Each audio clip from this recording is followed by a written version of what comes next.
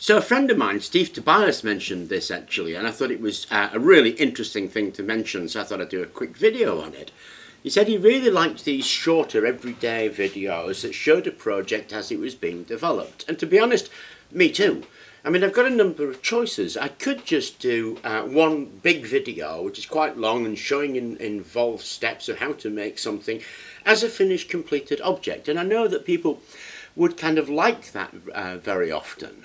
Now, the other option that I've got is to show this developmental stage where I do one section of the project and show the project growing and developing and the thought process involved in that project.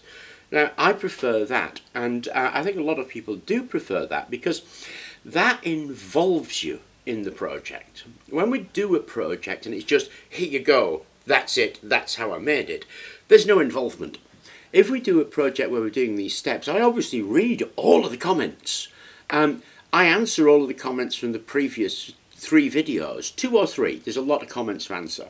So I read all of the comments, I answer as many comments as I can, and that gives me feedback on ideas. And I take people's ideas up, as you know, and then build those ideas into the project. So the project becomes much more involved. And of course, what I've found as well is that the development gets people thinking, and they think of their own developments that they would do, and I just think that's awesome. I mean, that's the whole point of it, isn't it?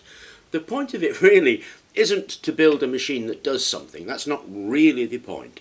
The point is to create and be creative and think about problems and come up with your own solutions. And then there's the question of how do you do that, particularly on something like YouTube, which really is kind of passive actually, because you do something and then people watch it and that's it. So you give and they receive. Breaking it up in this small way actually creates that give, receive, give back. It really involves everybody, me with you and you with me, so that these ideas don't then belong to one person. They actually start to develop as group ideas, as people working on things as a group, and I just love that stuff. Now we're working on this stuff, and it's going to be an air conditioning unit, and obviously first thing you do with an air conditioning unit is think about how you're going to move the air.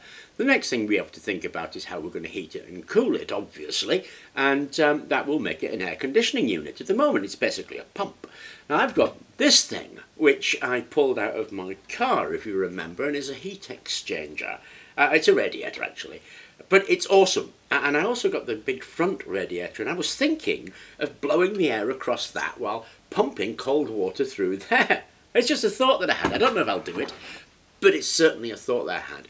And there's been lots of good comments on this that I'm going to change this, of course, and you'll see the next change. And that's why I'm doing these things in such everyday amounts, where it's a complete section of a project, and the projects tend to be in stages.